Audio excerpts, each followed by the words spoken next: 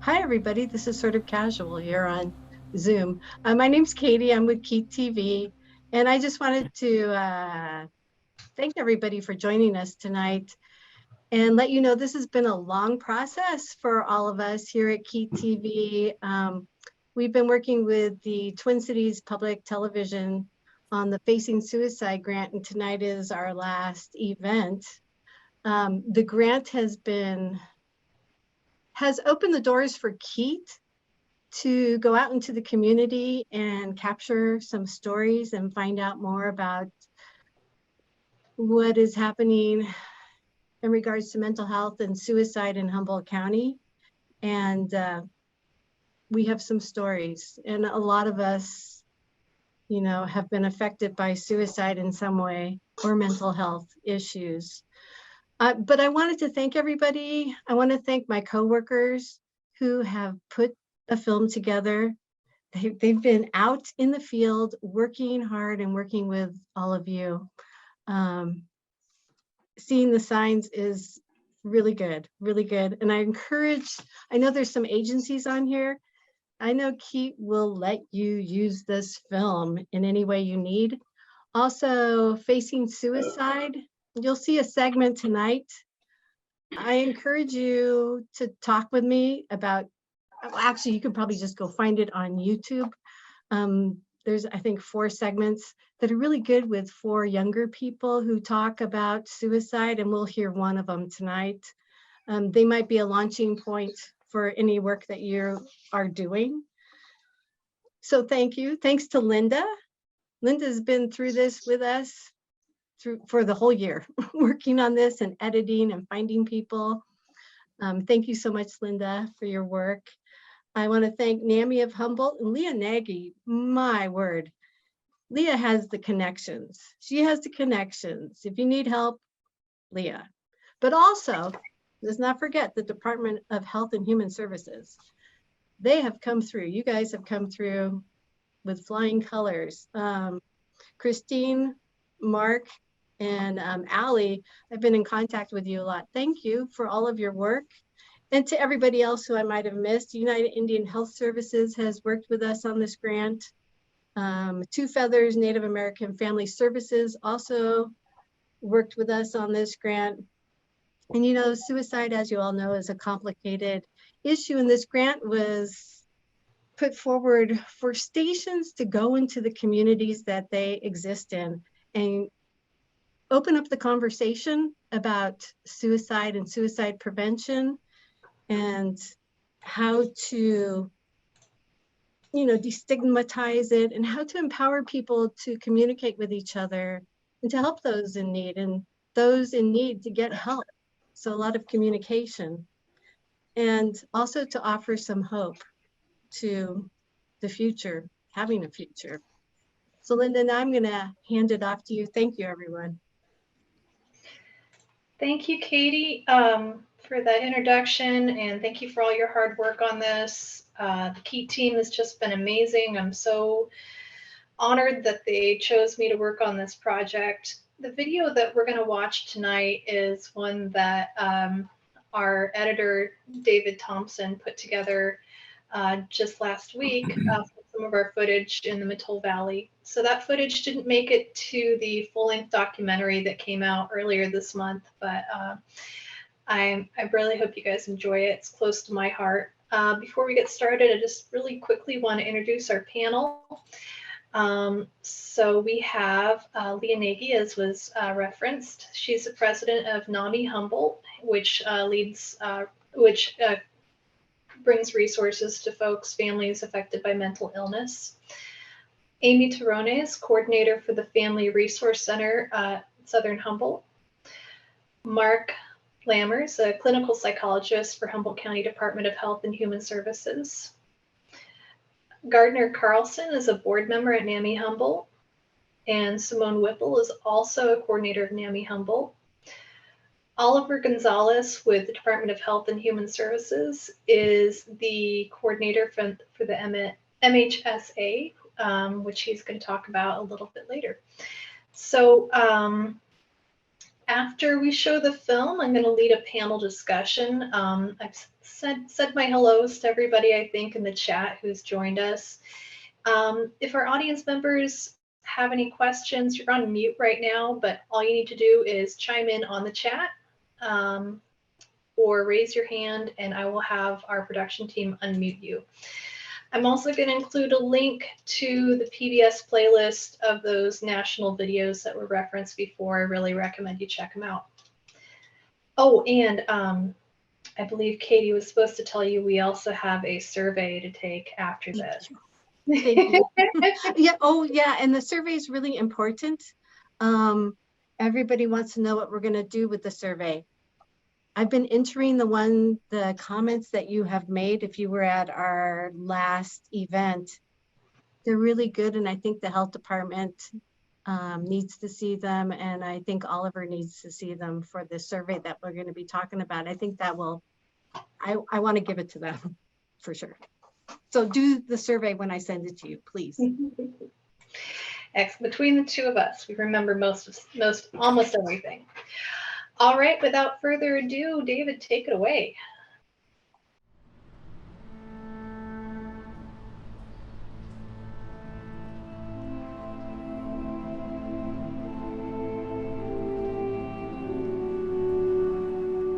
I'm Lanita Littleton. I'm at the Mattole Valley Resource Center and I am the family specialist and I am a community liaison.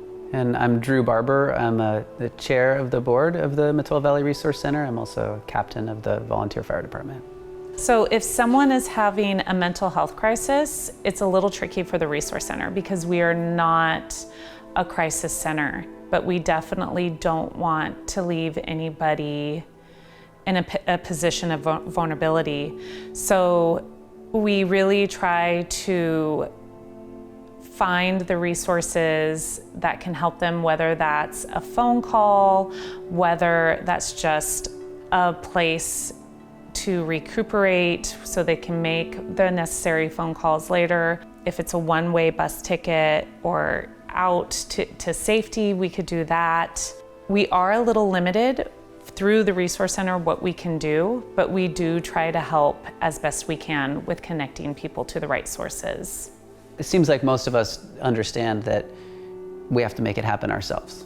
And so with nobody else to do it, then we do it. And every day we wake up and we show up for our community. And there's enough people here that recognize that it ends up being a really special place. And I think it's, at least to some degree, just because we recognize that we have to keep doing it. We have to keep showing up. And with the volunteer fire department, we have a different relationship with mental health crisis. It's sort of on the opposite end of the spectrum. Like, we show up when there's an injury, typically. Occasionally, the volunteer fire department can participate in a situation prior to an injury. And some of us have some degree of training in that, but it's definitely not our strength and our specialty. So yeah, I kind of see the resource center is like this aggregate prevention tool that over time works on things like minimizing adverse childhood experiences so that you end up with fewer situations that put people at risk for the fire department to need to be called. That's sort of the progression. But there is a gap in between the services where there's a crisis and it's sort of outside of the hands of the resource center, and there's not an injury, and so therefore it's kind of outside of the range of the fire department. I got originally involved in the resource center because there was nothing on the downstream side of that. Like, there was just the post-injury fire department response, and we had a local suicide that a lot of us in the area saw coming, and we just didn't have any tools. We didn't have any resources. We didn't have training. And as a fire department, we talked about it. There was just nothing we could do. And it seemed inevitable that this was going to happen. And then we responded to the call. And it was just really hard on a lot of us. And that's sort of where I got involved with the Resource Center, as contributing to that aggregate reduction of possibility. But there still is that big space in between in terms of services. So it's a lot of online work and telephone work with a lot of waiting.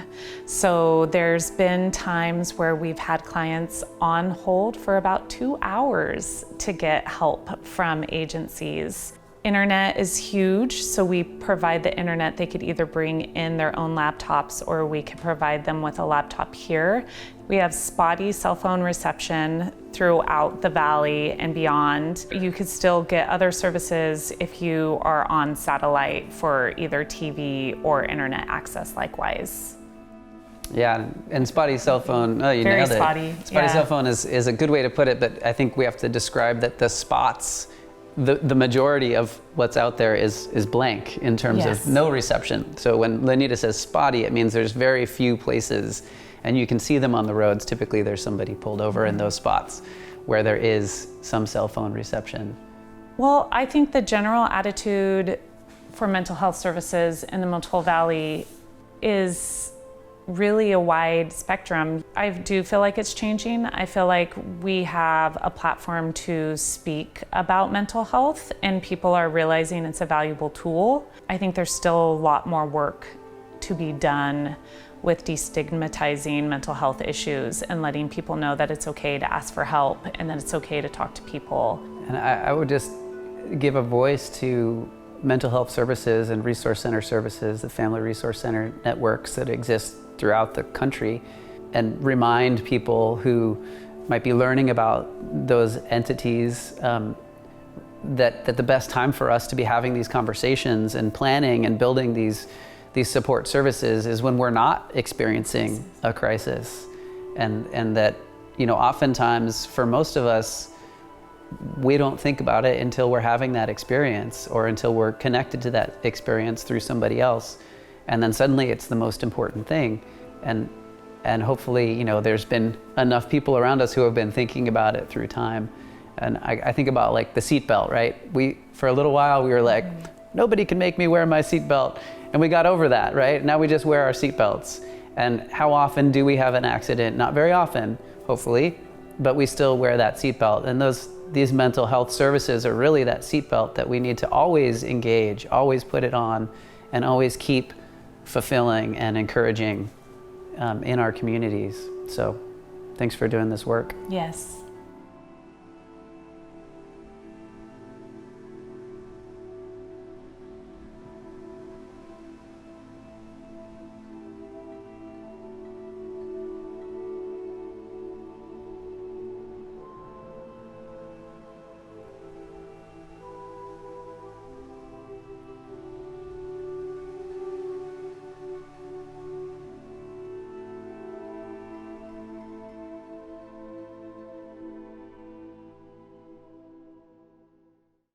I'll never get tired of that seatbelt analogy. I just think it's so smart. Oh. So big shout out to my community members in the Mattole, Drew and Lenita. Lenita's at the Resource Center along with another person who's given me a lot of insight and support, which is Emily Herman.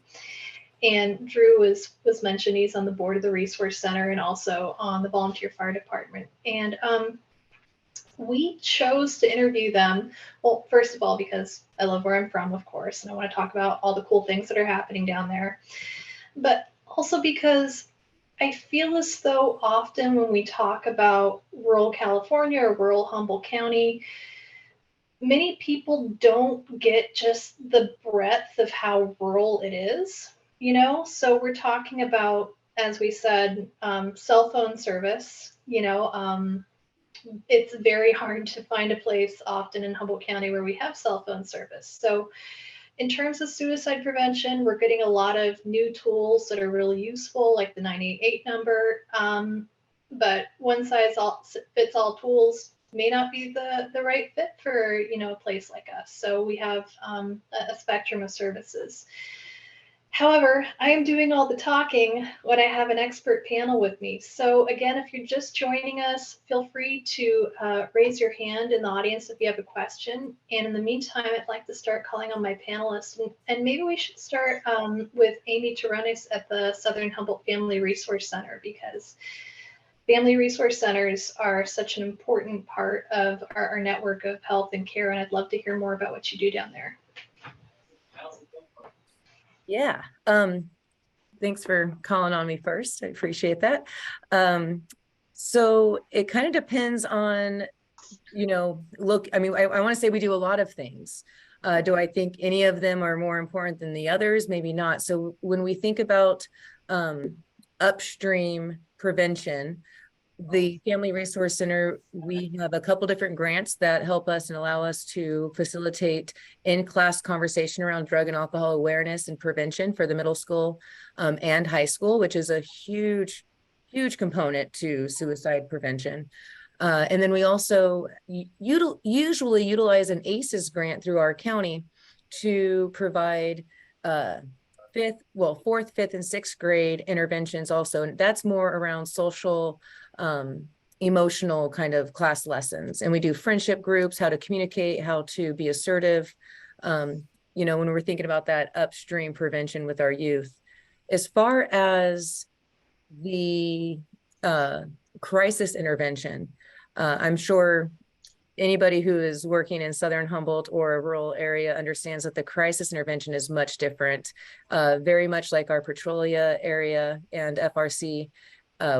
We kind of just have to do whatever we can do. We work with whoever's available to come down. I've been in Southern Humboldt for 9 years, almost 10, and it's kind of shifted throughout the years. So we have had times years and years ago where the sheriff was not available to come and support a crisis suicide event intervention call. That's happening a lot less now, where, it used to be they would literally say 4 hours out. Now it's maybe 1 or sometimes even a half hour. We have Leah and we have the NAMI crew that comes over on Thursdays. So depending on the demographic of that individual, we can always refer over to somebody like Leah, who's there physically present in Southern Humboldt. We utilize the 1-800 numbers and our more national numbers if necessary, but same with Petrolia. Southern Humboldt has pretty spotty cell phone service. And then we really do work with our ER, with our hospital district, with Redwood Rural Healthcare Center, to see if there's a way that we can provide ongoing wraparound support after an event, or maybe after some trauma in our community, or with that person's independent experience. So not really a one size fits all. It kind of just depends on what the situation is, what kind of relationship we have with that person. I will relate to our first responder that it does feel like currently we're really just, I still kind of feel like we're kind of in shock and a little bit frozen because we've had so many suicides in this last year or two that I don't know if we can even touch the prevention right now. We're just still kind of wallowing and trying to figure out like how to pick up our pieces as a community right now. Mm-hmm. This is true. Southern Humboldt has had a lot of suicides this year. And Amy, I believe you referenced a study that we were talking about earlier related specifically to Southern Humboldt. Yeah, so for this panel, I pulled 2 different studies in a sense. So give Emma World Peace a little respect and shout out here. So Emma was a Southern Humboldt born and raised local girl who went on to Chico State to get her master's in social work. And in 2008, she did her master's thesis around death amongst the youth in Southern Humboldt. So it wasn't specific to suicide, but it was very specific to the overwhelming trauma of death. And so in a 20-year span, so from 1995 to 2005, there were 33 deaths amongst 12 to 24-year-olds in Southern Humboldt. Mm-hmm. And so when we think about where we are today, it's hard for me not to go back to that, just that 20-year span, and not to age myself or anybody else on this panel, but that was our demographic. And so we are, like myself, I fit into that age span. And so I wasn't here in Southern Humboldt, but my partner, he was 13 when his first friend committed suicide. And then it just felt like every year after. And so with 33 deaths in 20 years, we have a pretty traumatized 40-something-year-old generation. And I think that that experience when you're in those, when you're in that foundation of your youth and early adulthood, I think that really does kind of play a role in the rest of your life, right? We can't really forget our history and how and who we are today. So when we think about the other report that I pulled was from Ron Lagusa, who is our epidemiologist for the county. And so again, looking at that report, it kind of goes into, in Southern Humboldt specifically, we're looking at that same demographic, that same population in a sense, that are very high on our suicide rates right now. So, you know, he speaks about this idea of a cumulative disadvantage. Mhm. And it's just, beautiful is not a great word to use in this way, but I feel like it's just a beautiful way to really make sense as to where and how we got to where we are today. It wasn't just one thing. It wasn't just, you know, the cannabis industry downfall. You know, it wasn't just the ruralness of it all. It's not just the lack of services. Like it's this accumulative snowball in a sense. So yeah, and so with those numbers, we're looking at least 6 suicides in the last 2 years here in Southern Humboldt. And I just, on a personal level, I would say there's more. Just again, thinking about when we're looking at stats and just numbers, if the report doesn't come back listed as cause of death being suicide, which again, it could be a lot of things, but maybe we know what it is. So I do know that those numbers are higher. And then again, when we're looking at specific to Southern Humboldt, we're looking at zip codes. And like we talked about earlier, Linda, like you're really connected to the Petrolia area, but your zip code's not there currently. But you're you know, an event that would cause your death would be a big deal for this community. So it's that same idea. Like I know that we have 6 local, but there's other people who have had huge impacts on the Southern Humboldt community due to their death and their suicide and taking their own life. So yeah, it's been a really challenging couple of years for sure. Yeah, absolutely. And, you know, referring back to that study, 1995 to 2005. Yes. So yes, that is, I'm 40. That is, you know, the area in which I lived in Southern Humboldt. And I would say that I had a similar experience to your partner. Every year we lost someone new. And it has a cumulative traumatic effect on you, especially as a young person. So, you know, I'd like to talk a little bit more about what we currently have available in Southern Humboldt, and maybe either Leah or Simone, you can start with that and talk a little bit about NAMI, what you offer, and the state of services in Southern Humboldt right now. Okay, I can talk first, and then Simone, if you want to add what I always forget or whatever.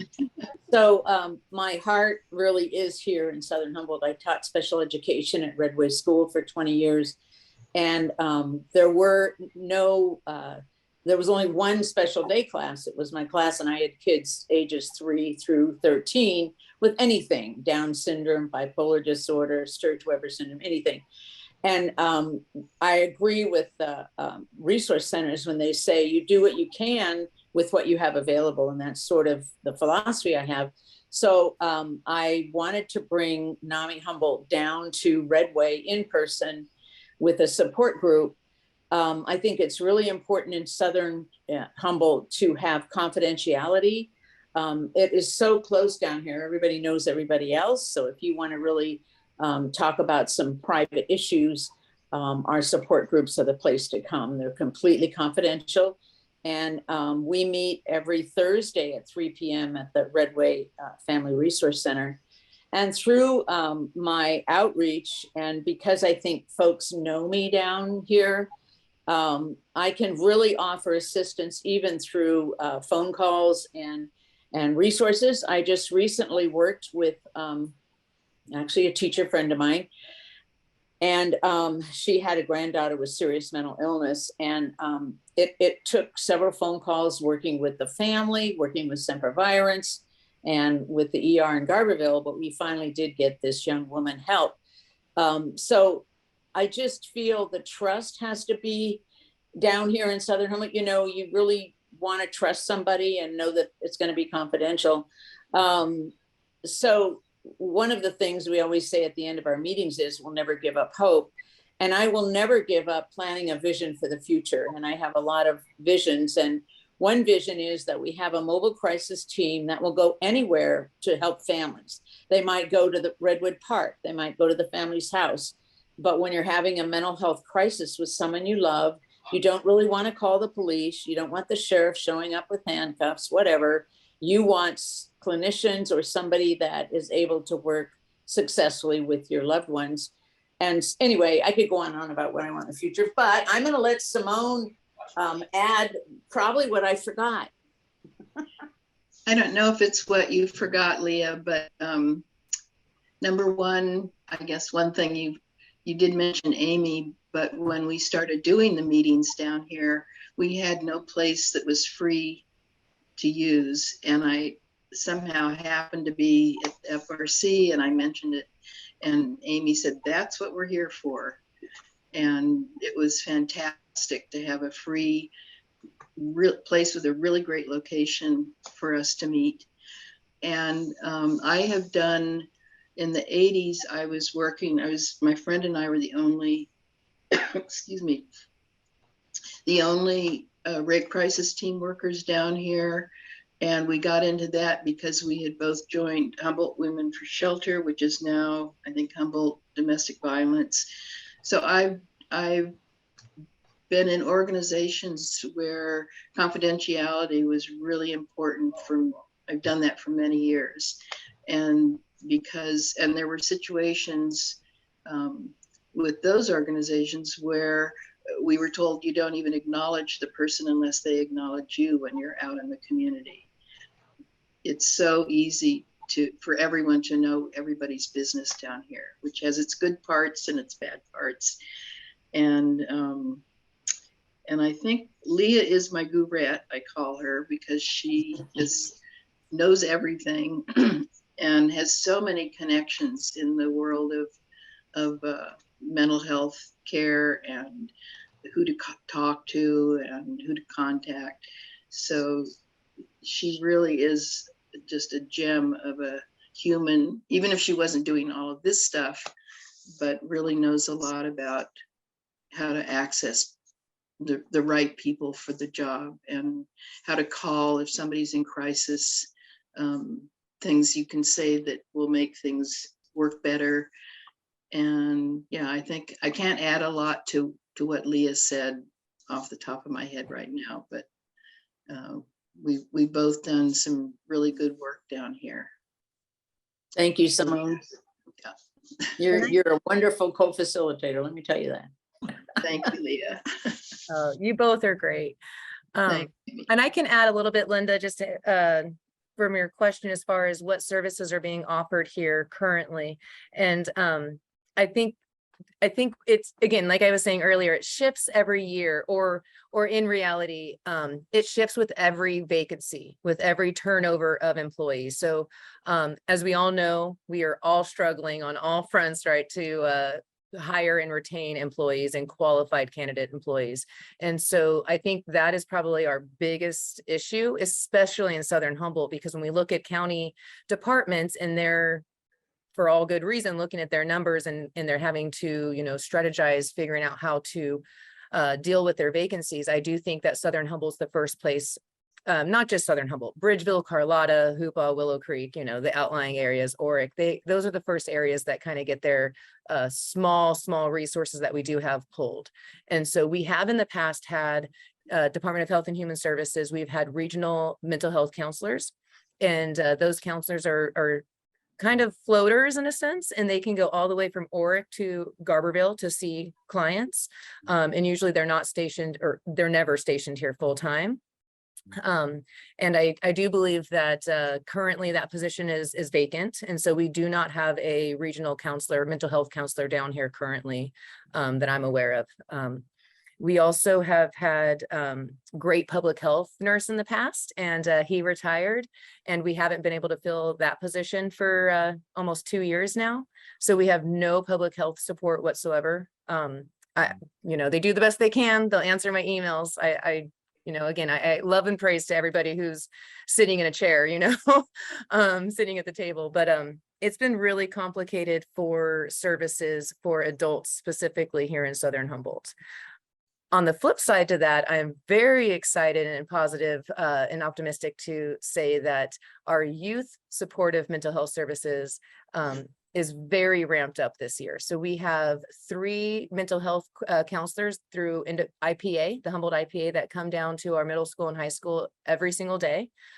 We have a substance use counselor through our Prop 64 funding, who is at the middle school and high school 5 days a week. And we have a Bridges program through Office of Education that has a family case navigator and a clinician. And then we also have our school counselor who sees kids at school. And I do want to go back. Humboldt IPA is the Independent Practitioners Association under the NIICHN. Yeah, and there you go. So where like I say, in the hardship with that, with the excitement with our youth, is all of that is grant funded for a very short duration. So, in 2 years, I could be sitting here saying, oh, now we have all these great services for adults and nothing for our youth. So I'm just happy we have something great going right now. That's wonderful to hear. So zooming out a little bit, Mark or Oliver, I'll let you take this. What are we seeing on a countywide level in terms of suicide trends and prevention? Well, can I just first of all, acknowledge the difficulty that everybody, and the heroic efforts that are undertaken on a community basis to meet people's needs, given the distance from, the heart of services up here in Eureka and Arcata. Even here in the central part of the county, in the populated areas, we have great difficulty staffing these positions. The things we could do if we had the staff for them. And I've been in those meetings, and I've been in those hiring interviews, marathons, where we're trying to find folks to locate to the more rural areas of the county. And unless it's somebody who's really from there and knows it or has a connection in some way, it's very difficult to say to somebody, would you like to be out there? You just don't know how great Petrolia is. You don't know how great Willow Creek is, but they want to be in town with the bright lights in the big city, I guess. So it's really hard. On a note of encouragement, the county has received grant funding for 2 mobile teams, which in the event we're able to staff them effectively, are going to have 7-day-a-week, 10-hour-a-day coverage to all of the sheriff, all the areas covered by the sheriff's department. We'll be co-responding with the sheriff. We'll be operating via radio, so the cell phone coverage won't be a problem. There'll be vehicles staffed with computers, a clinician, a case manager, and a peer specialist that will be available to basically respond to anything that comes in through the sheriff's department. And again, that's crisis response. Essentially, it's not really the fundamental upstream services that you're talking about, like those school-based interventions, are so hugely important, because an ounce of prevention is worth a pound of cure down the road. But that's really, that's hopefully, the county is really aware of the need to provide services and the gaps that exist. And if anybody knows someone that's looking for those positions, we'd be happy to bring them on board. Mark, I keep hoping that especially in the Southern Humboldt area, with the death of the whole pot industry, a lot of those young people, as they're trying to figure out what do I do next, will go back to school, get the education, which I think isn't terribly long, to be able to provide some services, and then to be able to actually serve our communities in a really powerful way. People can come in case manager positions with a bachelor's degree. And get on-the-job experience. We really look for people that have lived experience as well. And the additional licensure, there's programs now through Cal Poly Humboldt where folks can get their licensure. And because we're an underserved area, you can even get your student loans paid off for you while you're working. So it's in addition, I've worked elsewhere in California, and Humboldt really is a special place. There really is a special community here. There really are beneficial relationships across the county through people like Leah, for instance, who is at the center of a network of people. If you get in touch with Leah and have a more specialized problem, she knows the person to reach out to. Yeah. So that's again one of the things that we're doing here, and trying to build those connections and create that community resilience. So even in the absence of immediate services, that there are resources available to people, and there are people who can get people to the right door at the right time when they need it. In my previous life, I worked as a drug and alcohol counselor, and we talk a lot about that window of opportunity when someone is ready to accept help. And that could be such a small window, and I can't tell you like the number of times I had someone where they're like, okay, I'm ready. And then I'm like, okay, let's go do this. And we go, and they'd be like, sorry. So expanding those services and aligning, that window of opportunity with an open door. Sorry for my mixed metaphors, it's really live in exciting. a county where the drug culture is very enticing. It was, especially for a lot of people. I think some of the blush is off that rose to some regard now.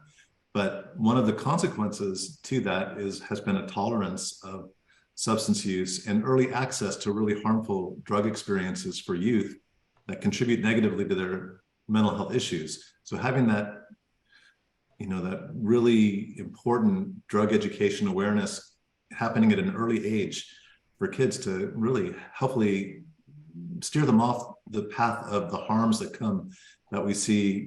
Hey, I know you grew up in an environment where everybody's smoking pot, and that's one thing, but you start smoking meth, and have you been in Old Town lately? Just saying, make good choices. These are things that require those kind of interventions proactively, so it doesn't become a mental health issue later on down the road. So, just speaking about the services we have available, I think it's time we talked about why we have Oliver Gonzalez here to talk about the Mental Health Services Act. Can you tell us a little bit about that, Oliver? Absolutely. First of all, thank you for having me tonight. I really appreciate being here. Kind of like what Mark just pointed out, with all of the hard effort you guys are doing, I really applaud you. I know it's super challenging. The pandemic obviously hasn't helped all of these efforts. Hiring staff right now is very difficult. Just as an example, behavioral health currently has a 30% vacancy in its clinician workforce. We feel the struggle here, and I can only imagine what you're feeling, like in Southern Humboldt as an example. So again, I really applaud you for your efforts, and I would like to talk to you guys about the Mental Health Services Act, because ultimately it's a good form of getting feedback on with some of our mental health services here in Eureka and just in our county in general. So my name's Oliver Gonzalez. I'm the Mental Health Services Act Program Coordinator for Humboldt County. Essentially, what the Mental Health Services Act is it was enacted through Proposition 63. It was passed in California by California voters in 2004, and it places a 1% tax on personal income greater than $1 million to develop and expand mental health services for children, youth, adults, and older adults. We have a lot of services under MHSA, one of them being a suicide prevention service as well. And we also have a partnership through Yolo County known as the North Valley Suicide Prevention Hotline, which is a 24/7 hotline service that can be used county-wide for individuals that think they're going to commit suicide, and it provides crisis intervention services as well. As far as where we're at with the Mental Health Services Act, and my purpose in this meeting is to inform you that we would love to get as much input from the community as possible. We recognize and acknowledge that there is a big struggle right now, and we want to better optimize services. So what I'm going to do is, in the chat, I'm going to put our email address where people can post comments to me directly. And then on top of that, I'm also going to be providing a community survey. this community survey is intended for the review that we're currently doing for our 3-year plan, which outlines all of our services. That way people can give their input, suggest any innovative programs that they have in mind, and ultimately try and improve and create that resiliency that Mark just pointed out in our community that's been really struggling with suicide. And then on top of that too, since I have people like from Southern Humboldt and stuff, I do want to say too that I'm in the process of organizing stakeholder meetings for all 5 regions of Humboldt County. The purpose of this is again to get as much input as possible and make sure that your voice is heard. So with that in mind, I'm going to be also dropping a link on the chat for our website for MHSA. So that way, you know the dates. They're going to be starting in January. They're going to be via Zoom. But if you know of any location that I can go to in person to give a talk about Mental Health Services Act and get input from you, by all means, please let me know. That's awesome, Oliver. And so just for folks who may not be able to read the chat, could you tell us where we can find that, or give us a website? Yeah, absolutely. So the email I just put is the MHSA comments at co.humboldt.ca.us. And that can be used to directly message me in case you have any input or any innovative ideas for services, or maybe you want to reach out and say, hey, Oliver, is there any chance you can give me a presentation on the Mental Health Services Act? I know a couple of community partners that would really benefit from it.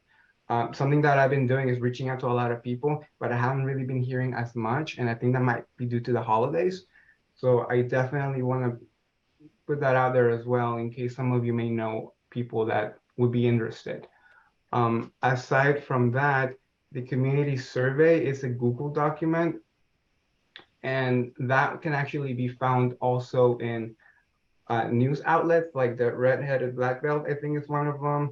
I think Los Cos Outpost has it as well.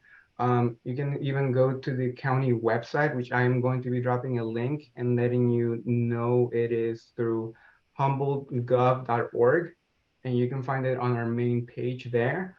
And also you will be able to find a schedule to all of these stakeholder meetings that I just mentioned in the same website as well. You just gotta type MHSA and it's gonna pop up as well. Awesome. All right, well, we will make sure to share that out on KEET as well, and I'll put it on my Twitter to get it out to as many people as possible. I do want to double back on something that came up in the film, which was mentioned by Drew Barber of the Volunteer Fire Department. He talked about a community member that they saw having potentially suicidal ideations, like a death that they saw coming for a long time, and how after that happened, had a really enormous impact on the community and on the first responders. And I think this is a good question to go to Gardner with, because Gardner, you worked as a first responder for a long time. So for those of us, or I shouldn't say for us, for folks who are on the front lines and they're interacting with people who are having, mental health issues, suicidal ideations, they were, seeing things that can be really tough. How do you take care of yourself in that situation? Well, thank you for that question, and I'm glad to be here. I always like to mention that through the emergency medical services throughout California, one of the things that is very supportive is the critical incident stress debriefing process, which can involve not only the paramedics, fire department, but can involve the police department. And particularly even members of dispatch when it comes to handling suicide or any real crisis situation. And that kind of process involves a structured environment where the incident is discussed and people share their feelings. And it's a way to get support and also a way to improve. So that means that as a group all together, whether you're a paramedic, firefighter, whoever is involved in the incident, what can we do together to make this incident, when we face it in the future, which we're going to do, be more successful? What kind of interactions? Some examples of those kinds of solutions that really helped everybody was, and I really want to make this point, I think it gets glossed over quite a bit, and that is that psychiatric emergencies are emergencies, and the emergency departments throughout the state of California and all of the first responders deal with psychiatric emergencies. It is not foreign to us. It's actually something that is done all the time. So an example of something that has developed would be the use of dispatch when they get the call, or paramedics that are on scene and find out, they can call the base hospital and actually get people on the line to assist in either aftercare or in the actual prevention of continuing crisis. That's what comes to mind. I think that's great. I think, just going back to like our situation in Southern Humboldt, we are, I don't want to overgeneralize, but we're exceptionally self-reliant, and in the absence of a lot of traditional infrastructure, we have formed organizations and infrastructure on our own. So most of our first responders, they are volunteers, and they may not have the same level of support or resources that a more traditional agency would have. So I think that there's a bigger conversation to have there about, how do we get our first responders, our volunteer first responders resources, when a lot of times we're struggling just to keep gasoline in the fire trucks, if we're being honest, so there's a lot of different things that we need to add to that. Well, thank you. Linda, NAMI, National Alliance on Mental Illness, does crisis intervention training for first responders and folks in the community. So I just had a contact from a fire department that wanted to send a couple of members to the crisis intervention training. We'll be doing another one next October. And if there's a high demand, maybe we'll try and do it twice a year. But that's a whole week of information to help folks, interact with folks with mental health challenges. The real issue comes down if you have a sheriff's department with only 3 sheriffs, can you spare one for a week to get the training? But I think it's well worth it if they can just send one person from Southern Humboldt up for the training. It would be wonderful. We tried to get highway patrol, sheriffs, firemen, any paramedics, anybody like that. And all they have to do is if they can send their name to me, I'll forward it to Blake and Kelly, and they can get on a waiting list. So it's really a very intense training course that we offer, along with the county. The county puts it on and we support it together with them. So we've been doing it for about 10, 11 years. So it's certainly available to folks. I love this. Ask a question, get an answer. This reminds me of a conversation Mark and I were having a couple of weeks ago at the film premiere. Mark, we have a lot of resources offered through the county that people might not know about. Do you want to do your list for everyone again? In conjunction with public health, there's a program called Question, Persuade. There's a program called Question, Persuade, Refer, which is a really nationally validated, community-based program that uses ordinary folks that have contacts with others to provide them with the skills how to talk to somebody who's feeling suicidal. A lot of people have an old belief that asking somebody if they're suicidal might put the idea in their heads, or that it might make them more at risk. And it's really been shown over and over and over again that if you ask somebody who's suicidal, hey, if I was in your situation, I might be feeling about ending my life. Is that going on for you? Or even directly, are you thinking of hurting yourself? Are you suicidal? Can start a conversation that can enable you after that to say to a person, hey, you know, you need more help than you're getting. You need more support. What can I do to help you link to those resources? Even if that's a challenging conversation having in a more rural area, I concede that. But the initial step of learning how to talk to somebody who somebody is afraid might be suicidal is a really great thing. And that's a program that's put on by DHHS and public health. There's also assist training, train the trainers. People that work in community positions can get training to further spread out these kinds of trainings. There's the crisis line now. There's a universal 988 number, which has a branching directory of services and of resources for non-native English speakers, for Spanish speakers, for people that prefer to text, for youth, for other gendered folks.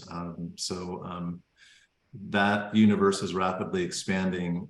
People are there's much more access to resources over the internet, over the cell phone and things like that, even, given the challenges that are faced in rural areas.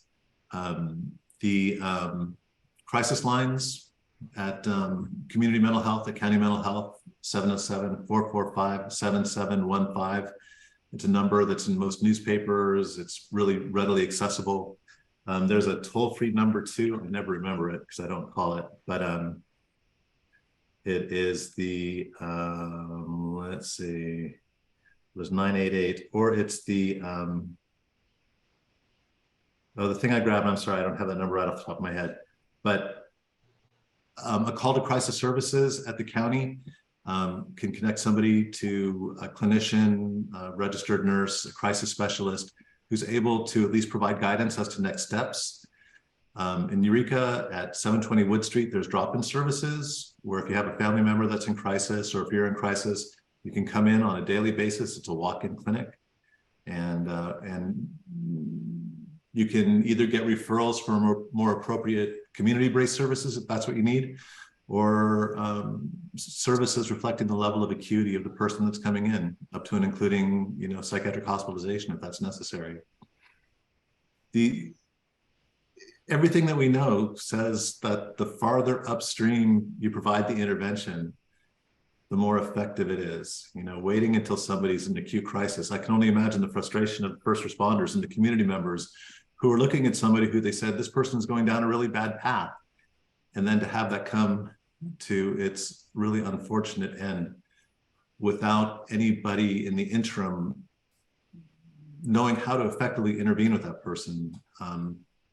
The first step is to say to them, how are you doing? Can we talk about this? I'm afraid that you might be suicidal. What can I do to help you get help? And after those first steps, there's resources. Once you get them through the door, there's more help available. Even though I recognize, easy to say, harder to do when you're far out there in Honeydew or Whitethorn or something, or Shelter Cove. I'm really encouraged to think that in the upcoming year, we're going to have the ability to have mental health clinicians respond via radio to our rural areas. That to me is super exciting. And I'm crossing my fingers that all comes out without a hitch and that we find the clinicians and staff to do that. But it's something we really need for Humboldt because we're not like any place else. If you live in an urban area, you make one call and all of a sudden there's someone knocking on your door. So having that resiliency in the communities and having people, volunteer fire departments in Humboldt County, I know that they've had trainings in the past. I used to go down to Shelter Cove with Saul Guerrera down there and provide trainings for the first responders. And they do a lot of mental health calls. And, the good news is that everybody likes firemen, really. They know that those are good guys who are there to help. And so they have that ability. And I have nothing but respect for those very strong ladies and gentlemen that provide those services to their community because they can get into places and have conversations with people that it's hard for an outsider to have. So our job after that is to find some way to back them up and to help those people get the help they need. That's awesome. Thank you, Mark. We do have another video to play, but before we do that, I'm so excited that we have so many people tuning in for this meeting. So I want to throw it out to our Zoom audience. Is there anyone who has questions for anyone on the panel? If you do, you can leave a note in the chat or raise your hand, and I'll just sit here in silence for a couple of seconds while you work up your courage.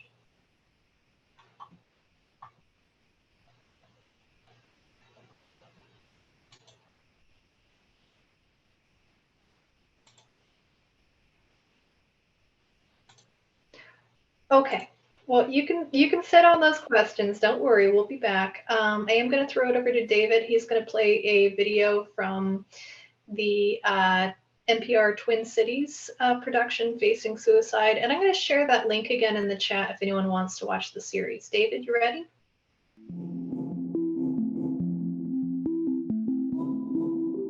And I remember sitting down by my daughter's crib one day, and I was just like, okay, if I don't talk to someone, my daughter is not going to have a mother.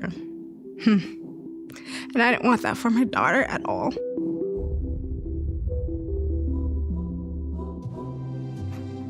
I'm Shani Tran, and I'm a licensed professional clinical counselor. And I'm bringing together people with lived experience with suicide to share their stories, including my own. Today we're talking about, how do I ask for help?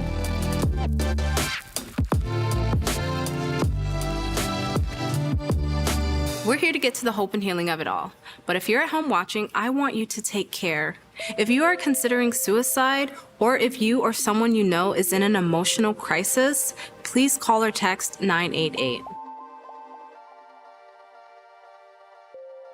Before we get started, I wanted to ask the group, is there anyone here who has ever reached out for help in regards to their mental health? Oh, yeah. That's why we're here, isn't it? Yes. Originally, before I kind of understood the mental health side, when I had first encountered depression, it was a lot harder. I didn't really understand, like, oh, this isn't a normal thing. Like, I knew something was wrong, but it wasn't known to me that I could really, reach out and start asking for help. Does anyone else resonate with that? I think when I reached out for help, I should have done so earlier. One night, I knew that if I continued to stay at home, I wouldn't be safe for the rest of the night. I kept it pretty brief, but all I said to my parents was, okay, I need to go to the hospital because I know that I am not safe for the rest of the night. So when I first had suicidal ideation, I didn't ask for help. I knew that this shouldn't be the norm for me. Like, I just knew that something was wrong, but I didn't really know like how I can change it. Like, I didn't even see like a solution or like an out of navigating that irrational fear that I had. I too have been in that position where it's hard to know when to reach out for help. I think that there are two pivotal moments in my life that I can go back to that brings up my own personal mental health when it comes to suicide. The first time was I graduate from college and life hits. You have student loans, you have bills, you have to figure out how to live life. My maladaptive coping skill was drinking. And it was a way for me to just sort of like flow and dance. But people, I don't think often recognize that you might feel happy when you're getting buzzed, but alcohol is a downer. So at the end of the night, that often left me with my thoughts alone, drunk, and that would lead to suicidal thoughts for me. And I wouldn't think that anyone cared about me, even though I just spent a night dancing with my friends, laughing. At the end of the night, I was alone. That's how I felt. I wanted the pain to end. For me, it wasn't about ending my life. I wanted the pain to end. I reached out to a friend. I didn't tell them why I was reaching out, which I think is important for people to hear, because it wasn't that I was like, hey, I want to do this. I want to take my life and I need you to come over. I just knew that I didn't want to be alone. So I had a really good guy friend at the time in college, and I don't even think he knows to this day why I called him over. And immediately he was like, yep, Shawnee, I'm there. And I just remember telling him, like, I'm scared. He stayed with me until I fell asleep. And that was my first experience with a suicide attempt. How do you know when to reach out for help, though? I feel like the time that you need help, verbalize basically to yourself that, like, I can't go on.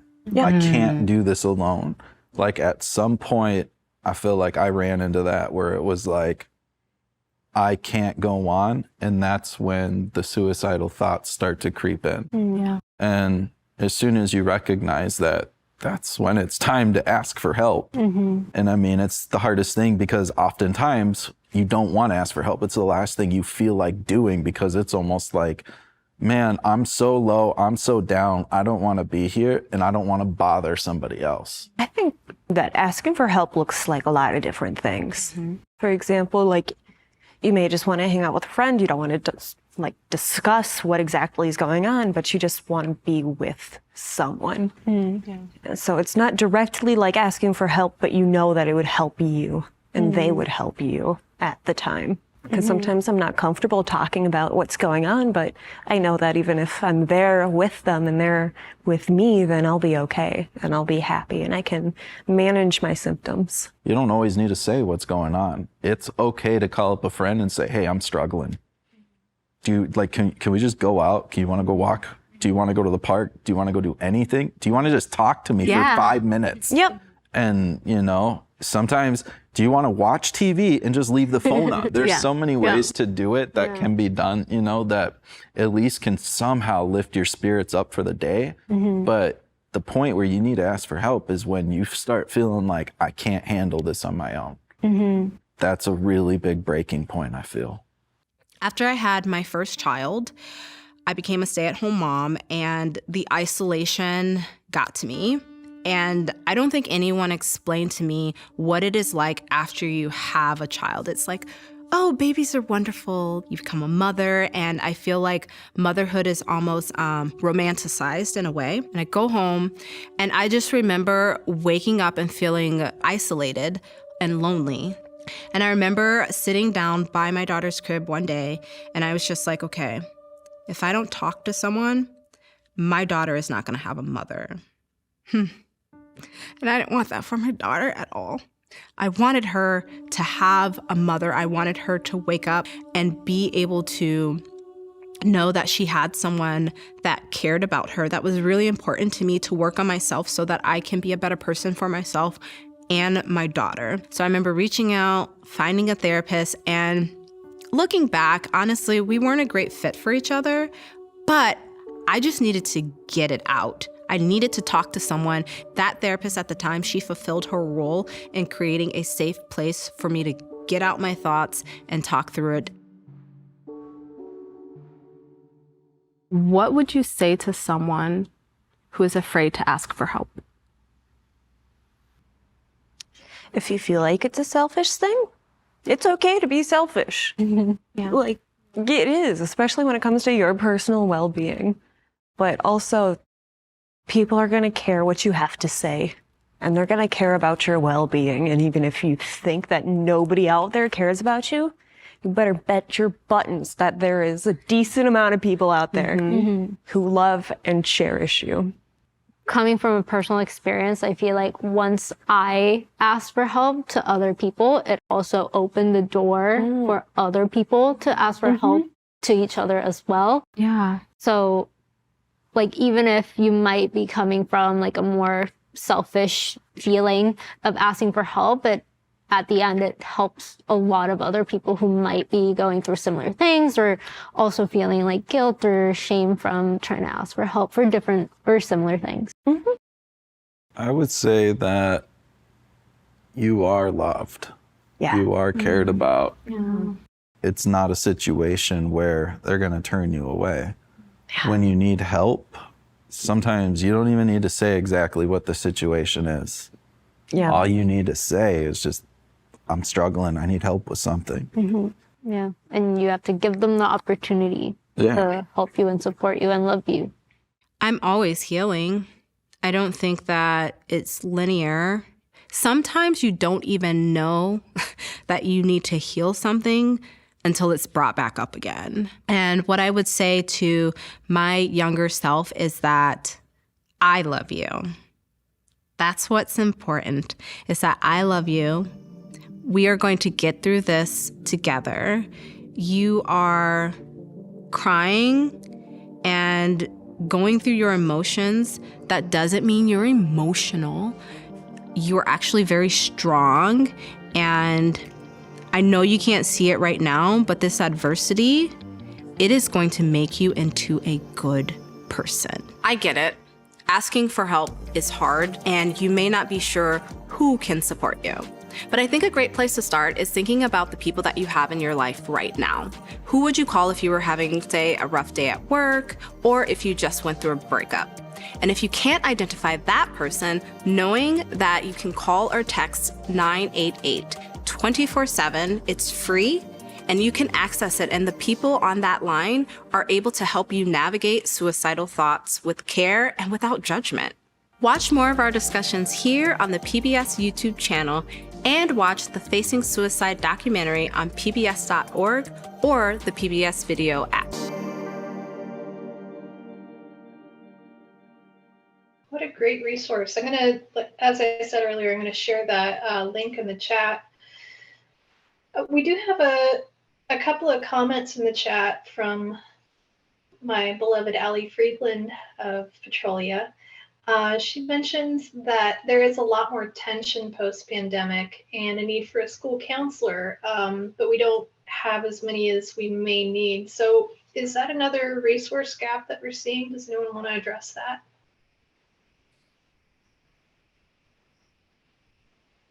I mean, I can just speak to the fact that I think that's happening everywhere, and specifically for our outlying areas that are so remote and hard to get to and find people that are locally there. I know that the FRC is always doing what they can to write grants and get some support out there, but it's really tough. What are the qualifications usually for that position? It can change with all districts, but typically for a school counselor, you're going to want at least an MSW and a PPSC, the Pupil Personnel Services credential, which allows for the school social work position. There's also ways you can go through like school counseling and stuff like that. I do know that the Humboldt IPA, they had been talking about trying to figure out if they could get somebody at least once or twice a week to go out there, but I don't think that has happened. And I don't think that's because they don't want to. I think it's also because of being able to hire. I know that they have a few spots that are vacant as well. Mm-hmm. So, yeah. Right. So again, the hiring squeeze. And the other question Allie had was in terms of mental health counseling, like I think we all can agree that therapy is great for everyone. Therapy is not affordable for everyone. So do we have any workarounds?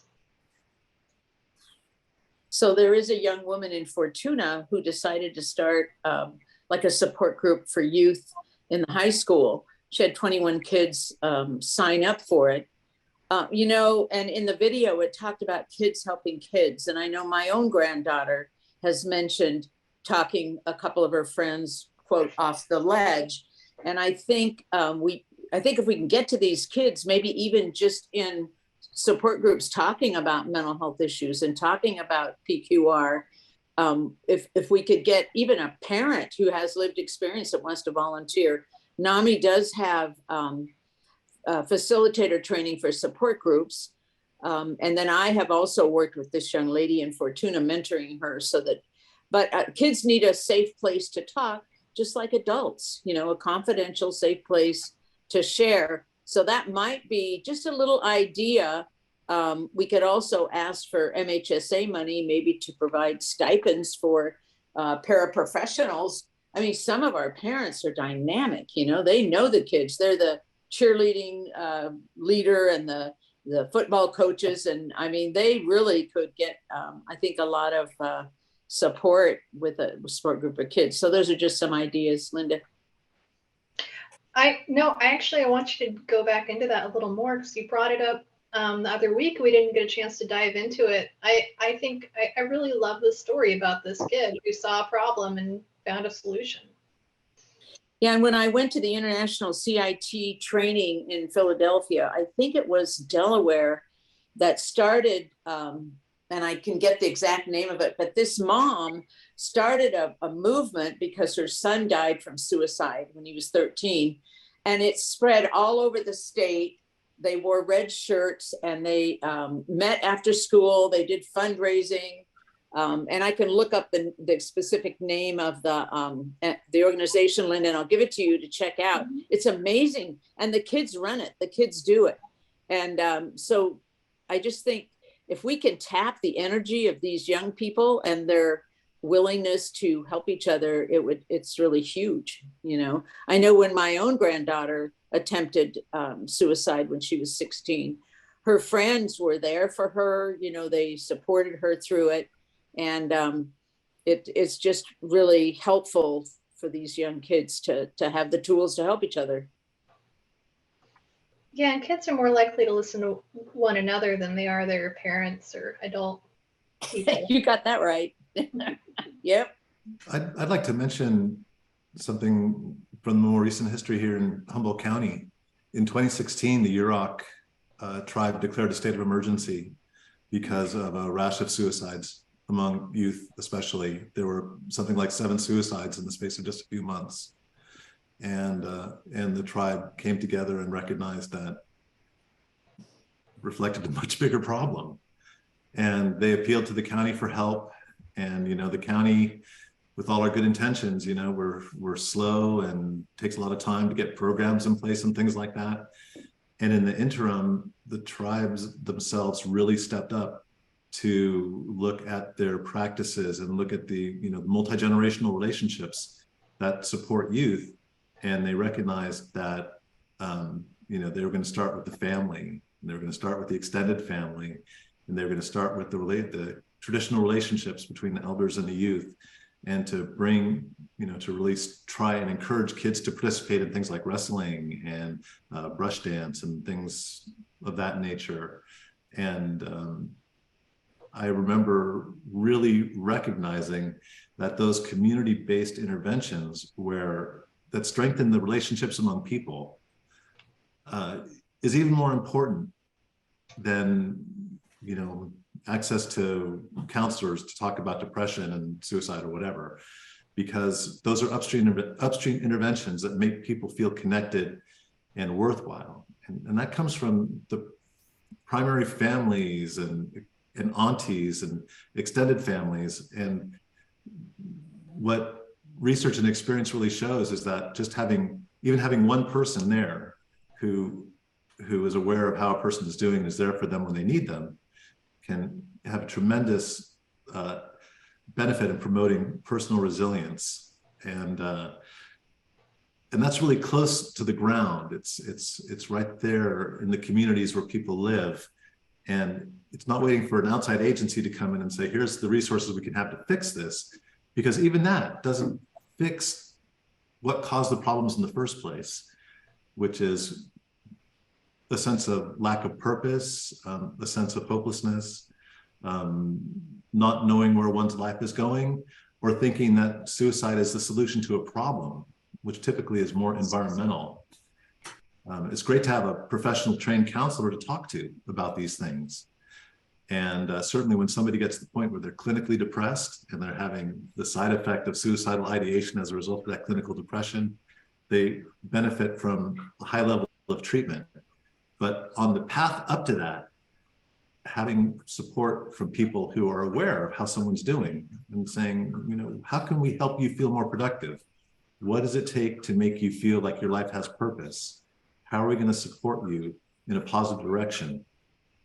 If those things are all in place, you don't end up with the great need for the outside agency or the trained clinician to come in. So I'm not trying to diminish the county's responsibility in these things, but what I really saw that made such a difference with the Yurok tribe in that instance was how they figured out among themselves what was most beneficial to address the crisis they were facing. And it was really quite heroic and very impressive. And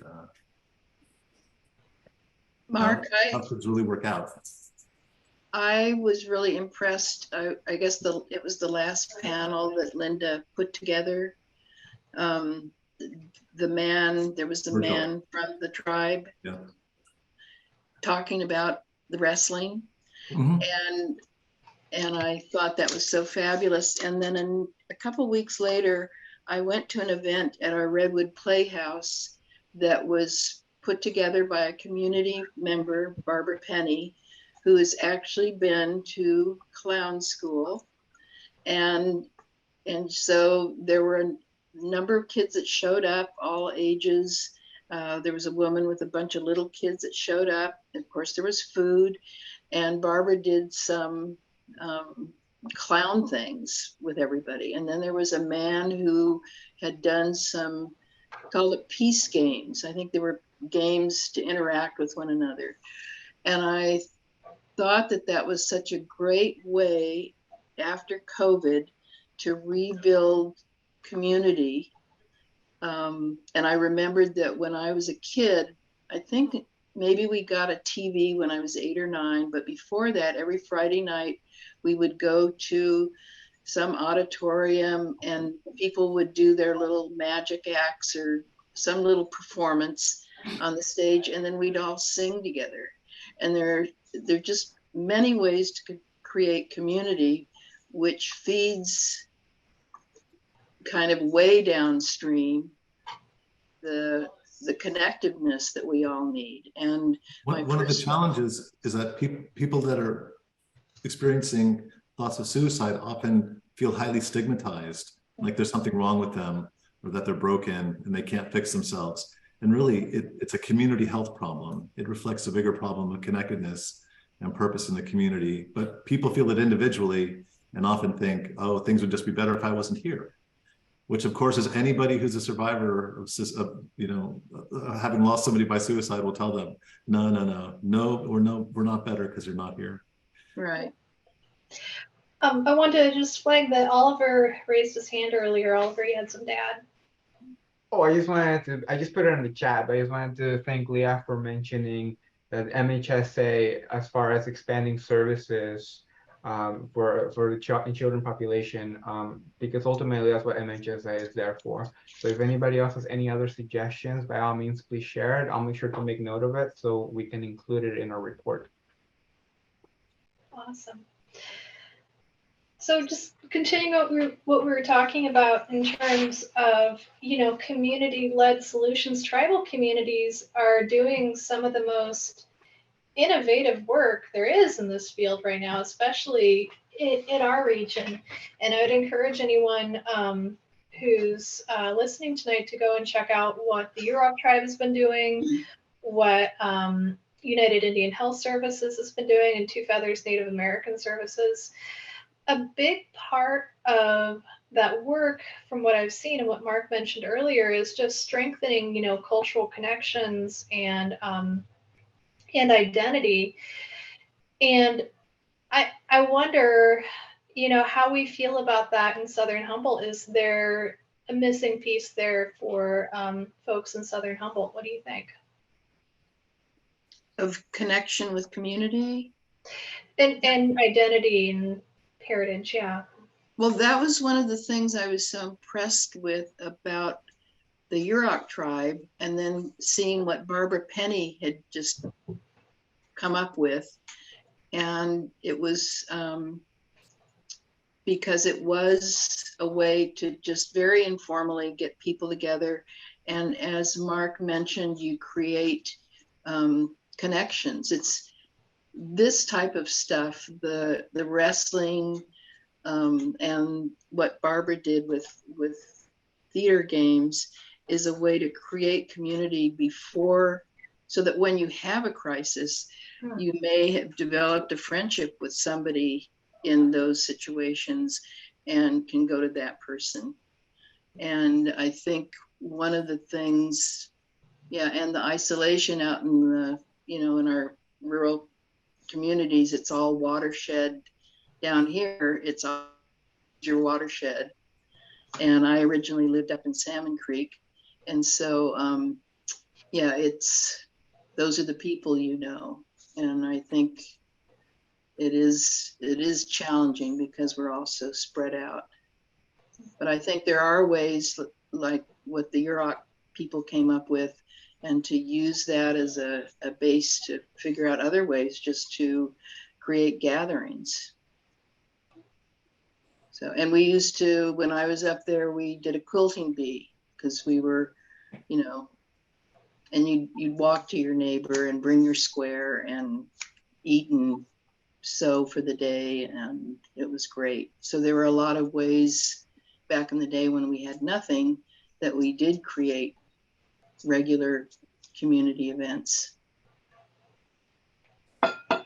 Linda, when you talk about the culture, when you talk about the culture of Humboldt more generally, I think we have a culture of rugged individualism in some regards, and our suicide numbers have historically been about twice the state average. State average is about 11 suicide completions per 100,000 people. Suicide in Humboldt County, it's around 22. And we have a high number of folks who are older who complete suicide. Typically older males, especially 60 and above, with more isolated, with medical issues, often former veterans who are familiar with firearms and those kinds of things. Use of alcohol, which is disinhibiting and depressing, as the woman in the video mentioned, and access to firearms. So those things are really hard to counteract. Probably some of the more challenging folks to really try and do outreach to are folks who have led competent, independent lives where they have got their little piece out there in the country, and now they're looking at some kind of dramatic relationship loss, perhaps death or divorce of a spouse, loss of support, or serious medical issues, or something that makes them feel like they're going to lose their independence. And those folks are really hard for us to locate and to try and provide services to. Again, a real challenge. That's, I think, it's one of the reasons why these more rural, isolated counties have different suicide demographics, because those folks are not connected to services, and it's hard to get services to them. Thanks, Mark. I appreciate all that you said there. And I think that we have, at least for myself, there's a lot of optimism right now with our youth. They just have a much more of an assertive voice, I think, our youth now. Sure. And there's a platform for asking for help. I think the stigmas have been reduced in so many ways. It's a magical moment when you go into a high school and people respect pronouns and they understand the stigma. It's beautiful in a lot of ways. I think that if we could kind of shift the conversation a little bit to more of our current situation. I don't want to use the word crisis, but and I think you nailed it. And so we're looking, it's wonderful. And I love what Barbara did at the Playhouse, and I love what the tribes have been doing, but how do we recreate that for our 40 to 50-year-old men? They might not show up to a knitting group. They're not going to come to arts and crafts night. It's really challenging. And so when we think about our community and whatnot, and there's so much I want to say, but I want to first of all go back to what you asked, Linda, about the connection to tribes, because one thing I've seen in Southern Humboldt specifically is that we are very, very, very far behind Humboldt County as a whole in acknowledging and recognizing and honoring our tribes and the lands that we're on. And when I go to Northern Humboldt, if there's events at at Cal Poly, or if there's DHHS events, typically it opens with a land acknowledgement. We honor the tribes. We know all the tribes in the area, maybe not all and all of us, but we do a really good job of collaborating. And I will say that I just feel like in the last maybe 2 years, Southern Humboldt residents who, for the most part, it's Table Bluff or it's Wailaki.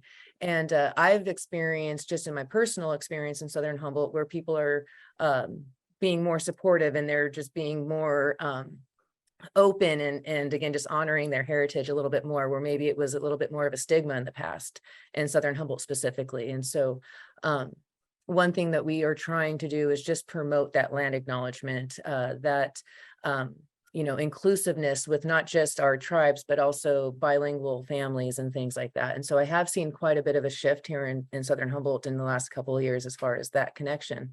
But it only is a very, very small group of people, and it's a very loose connection, if you would. And so when we're watching that film, it's beautiful and it's magical, and it's so future oriented. But I hate to be that naysayer, but it's like, man, that is so unrelatable for a rural person. Like a lot of what was said, if anybody has driven on a 8-mile dirt road, the anxiety that takes into your body. Food tastes different when you're isolated. The air smells different. Your body reacts differently to fear.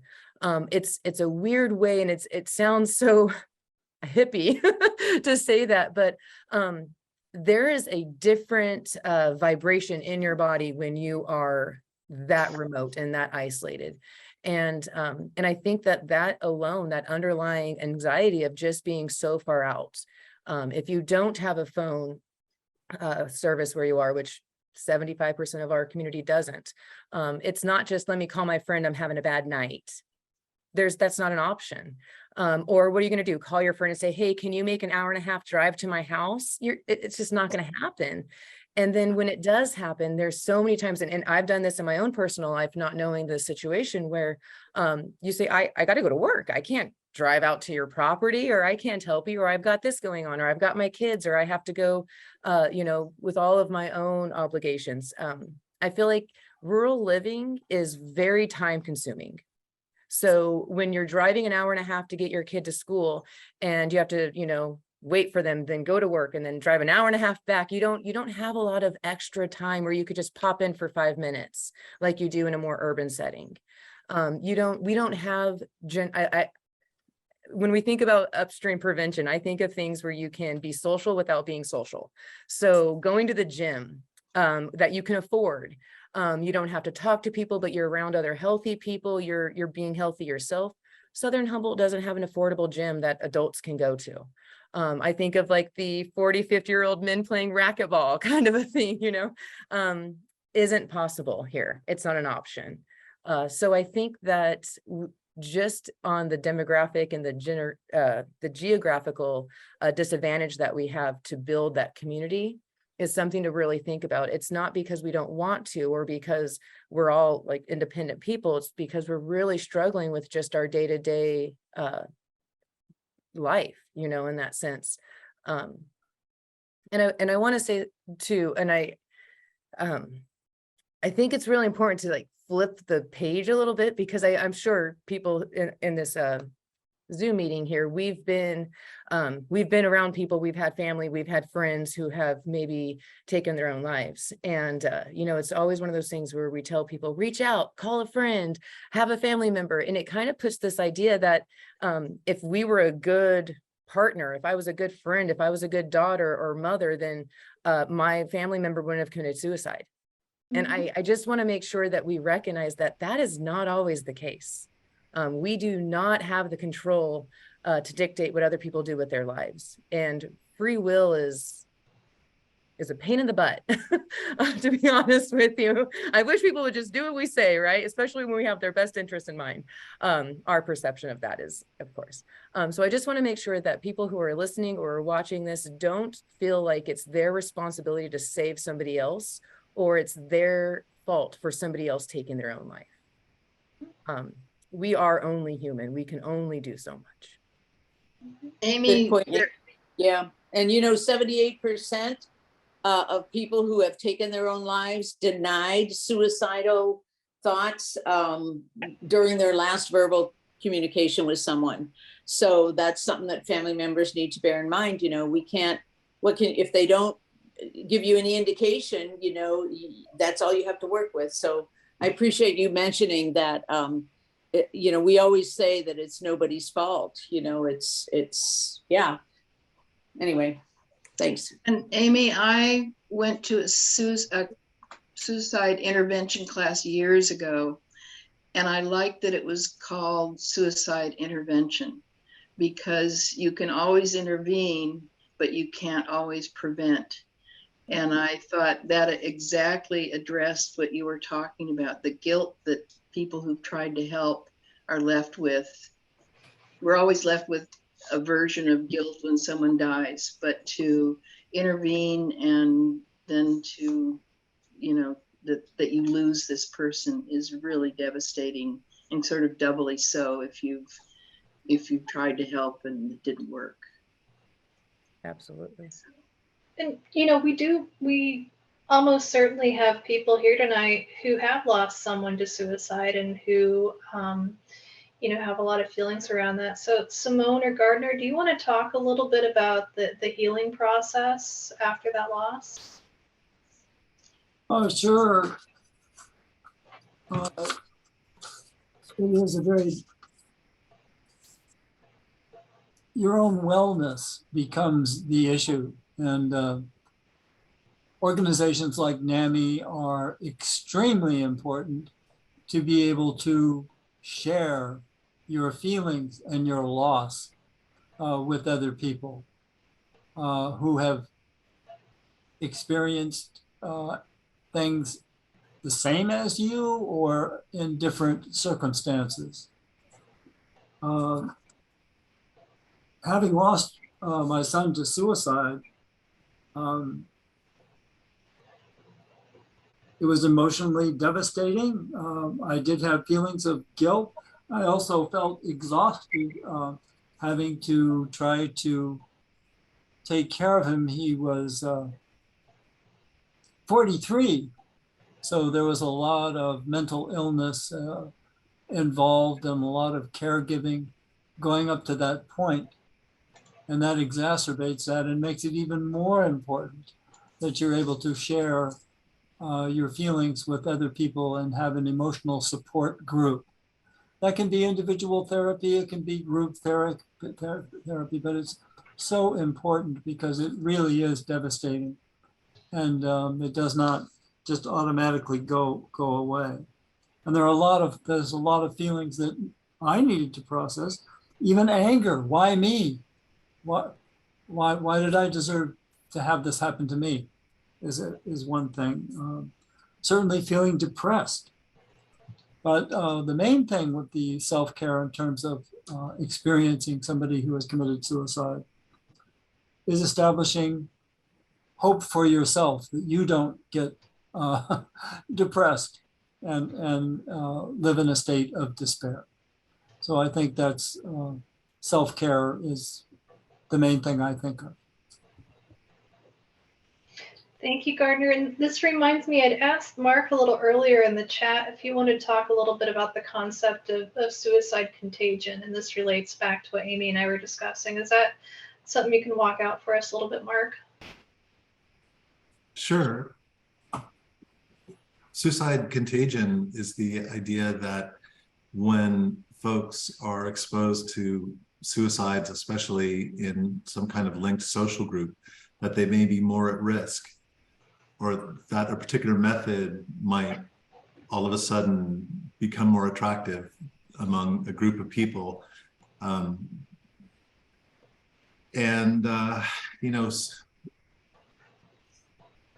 Suicide is really, the topic of suicide is really pervasive in our culture.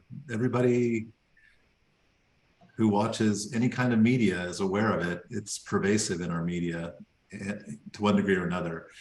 And the more exposure a person has to suicide, in some sense, it kind of can lower their own personal barrier to seeing that as a solution. It's something we recognize in mental health when we ask when we're assessing somebody who's expressing suicidal ideation, if they've had any family members or known anybody who commits suicide, because it lowers the barrier to it if you've been exposed to it. So again, it's one of those reasons why when there's an increase in suicide completions or even serious attempts in a community, that it requires some more looking at, because it indicates something more going on. And there's certain like places or methods or something that people might get attracted to because there's some, you know, particular media presentation of it.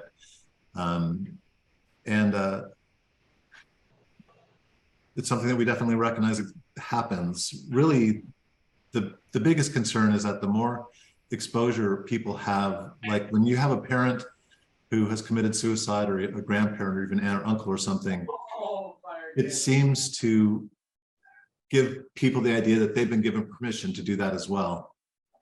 And research has shown that across generations, family generations, that when there's a suicide in one generation, that there's an increased percentage of descendants in the following couple of generations who are more likely to attempt and to commit suicide.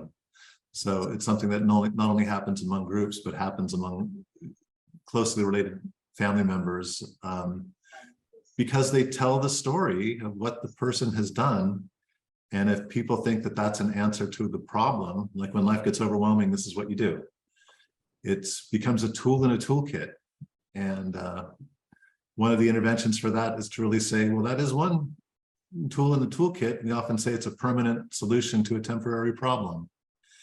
And of all of the people that I've spoken to who have made suicide attempts and lived, almost all of them have told me that getting through that process has given them a different perspective, and that they're not inclined to attempt suicide again. So if people think it's the answer to the solution, it becomes an easy thing to go to, perhaps. So that's something to be concerned about. I don't think that we see great examples of that in the community. I know in 2016, when the Yurok tribe declared a state of emergency, that they were very afraid that there was something bigger going on, and that if they didn't do something to stop it, it would perhaps continue. So very important to look at. And it's something that when you look at a big enough catchment area, there are going to be places where there's higher rates of suicide in a particular community. And sometimes you look at those things and say, well, there's a common thread here, that these folks all looked at that and figured out, for whatever reason, whatever attracted to them, if that was the answer to their problems. So it requires a more active, acute response from the community to try and intervene. I can relate to that, Mark. I think what you said is spot on to what's happening in Southern Humboldt. I think at least 3 of the 5 suicides are, in my opinion, slightly related. I'm in Redway, and so I constantly think to my West Siders and my East Siders.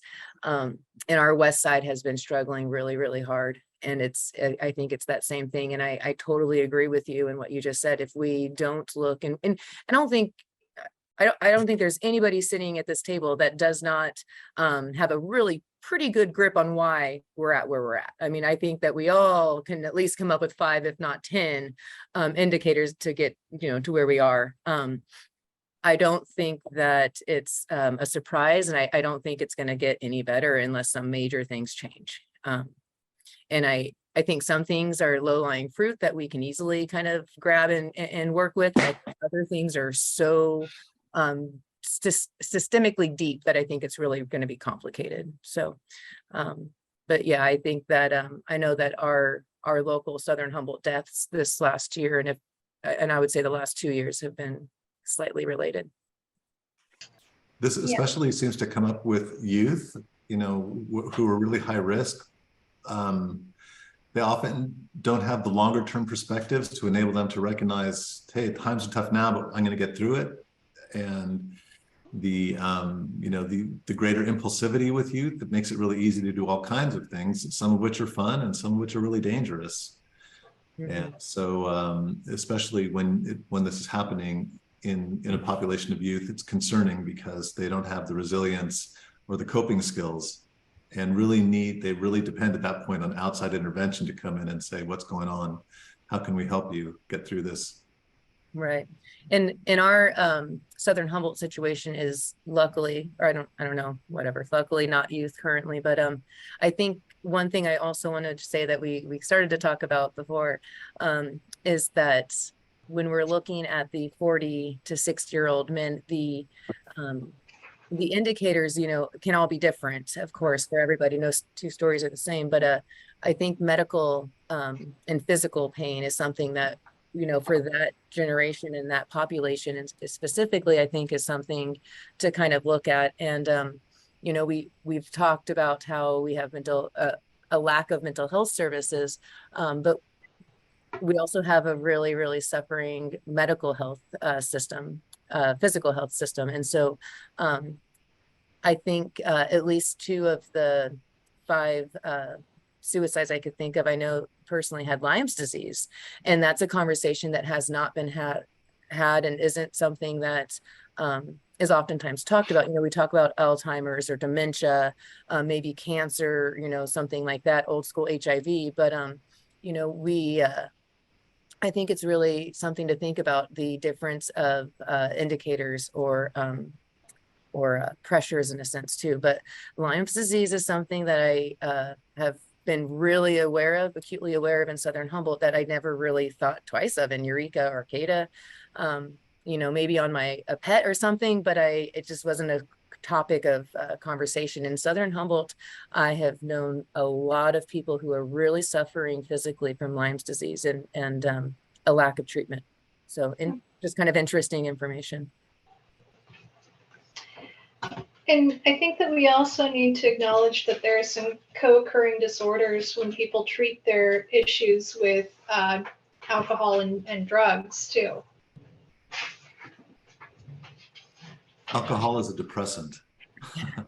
It is. And if you're treating your depression with a depressant, and in my experience, you know, suicidal ideation is a side effect of depression, like a fever is a side effect of a infection.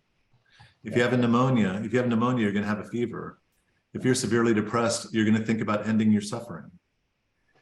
And if you're treating yourself, I mean, I am not an advocate of the idea of self-medicating, because to me, it's such a just an ironic way of looking at things, because you're taking something that's making you worse. It might make you feel better momentarily, but not so much in the long run. But to try and get that message across to folks, especially people that don't have access to other things, antidepressant medications actually really can help people. Very simple intervention, something like Prozac. There's a big debate, I guess, among a lot of people about how efficacious these things are and how easy it is for people to get them. But if you had to choose between taking antidepressant medication and drinking alcohol, really, one of them likely to benefit you, the other one is not. Mm-hmm. And yet, it's pervasive in our culture. It's super easy to access. You know, if every retail store that sold alcohol had their cashiers trained in question, persuade, refer, and say, hey, you seem to be drinking a lot. Are you okay? I mean, do you need some more help? Imagine what that would look like. Because I remember working as a clerk in a liquor store, and I never had friendlier, happier customers in any job I ever had, because after they saw me, they were going to start feeling better. And I found it actually depressing. I couldn't keep in that job when I realized what I was doing. But you know, most of these folks, Leah probably knows the number, folks who have completed suicide have had some kind of contact with a primary care medical provider or mental health provider in the 60 days or something before they completed suicide. It's quite a high number. And often it's because of those medical issues, especially with older folks, even with, you know, the rural divide that we have here that people have to overcome. And trying to, you know, tease out what is really going on, what the comorbid conditions are, what the alcohol use is. You know, marijuana is not so much of a problem. I mean, it's in the water in Southern Humboldt is what I hear. So meth is a huge issue in that really causes so much damage to people physically and to their relationships, interpersonal relationships, that they often end up in circumstances that, you know, cause hopelessness and despair. So again, it's a really destructive drug that people often start taking because it makes them feel better. And however long that lasts, I don't know, but the price that we pay for it in Humboldt County is really quite extreme, sadly. Alcohol especially is problematic in this conversation, because it tends to be the first thing that people reach for. They can get it at any grocery store. Superficially makes you feel better, but it doesn't change anything and tends to make people more depressed. And antidepressants are kind of the opposite, which they take a while to kick in, like 3 to 6 months sometimes before you start feeling the effects. But well, hopefully a couple of weeks to a month if you got the right one.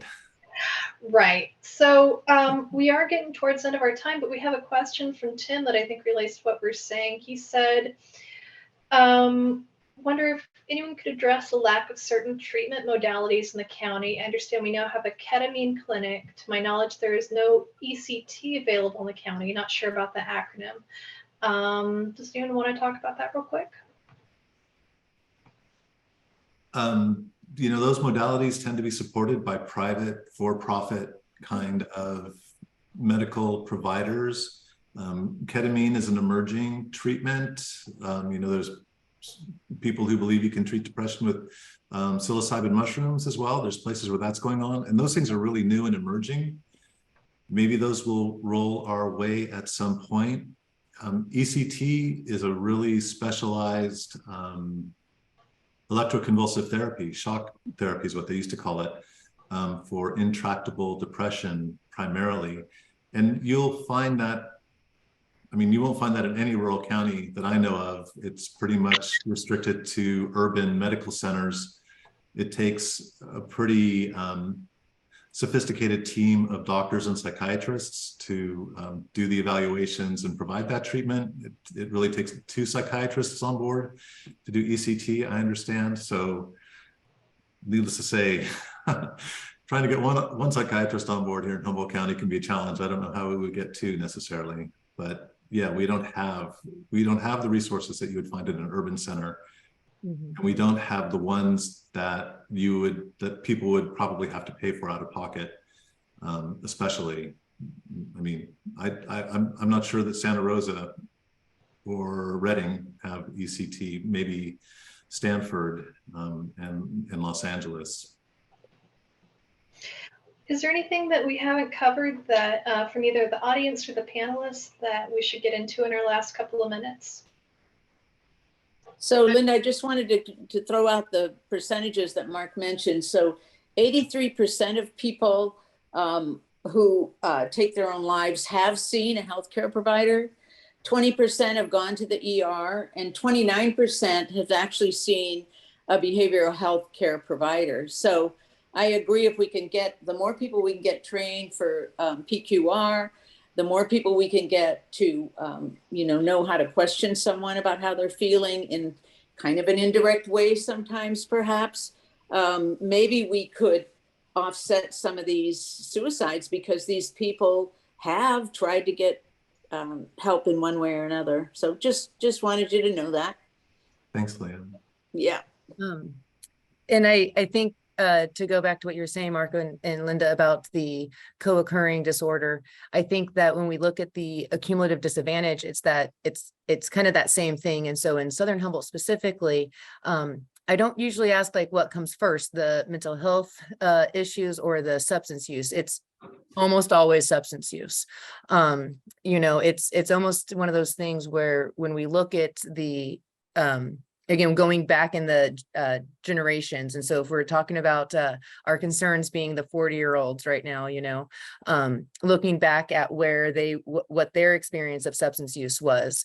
And, Southern Humboldt did not do a very good job of safety around substance use. And I think the mental health and the substance use went really, really, hand in hand. And so our adults that are currently, born and raised and living in Southern Humboldt, and again, I'm talking about our local families, of course, now, I think that their use of substances, I don't think that they can even remember a time that that wasn't their coping mechanism or that that wasn't available to them. And so it is one of those things to really think about that co-occurring disorder. And I'm really optimistic with their youth, because I do believe that this generation of youth are using less than any generation I've experienced in Southern Humboldt. And so it's specifically not rebelling to use it anymore. It's kind of like it's the status quo. So what? It's not interesting to them. Sober is trendy right now. Yeah, right. Jump on. Like, so yeah, I do think that that's something that is kind of changing. And then also that idea of folks who have seen a treatment provider. I think it's really important to recognize that the mental health issues and our substance use issues are chronic. And so if somebody does go see a mental health service provider, counselor, something like that, even if they're getting medication treatment, it doesn't necessarily mean that suicide ideation is going to just go away. And so, again, even as a service provider, I said earlier, as a human, not to always feel shame or guilt or ability to change somebody's opinion or choice that they're making. But even as a service provider, as a social worker, as a counselor, sometimes we think, oh, they're going to go see a counselor. Oh, perfect. And I can kind of like relax a little bit.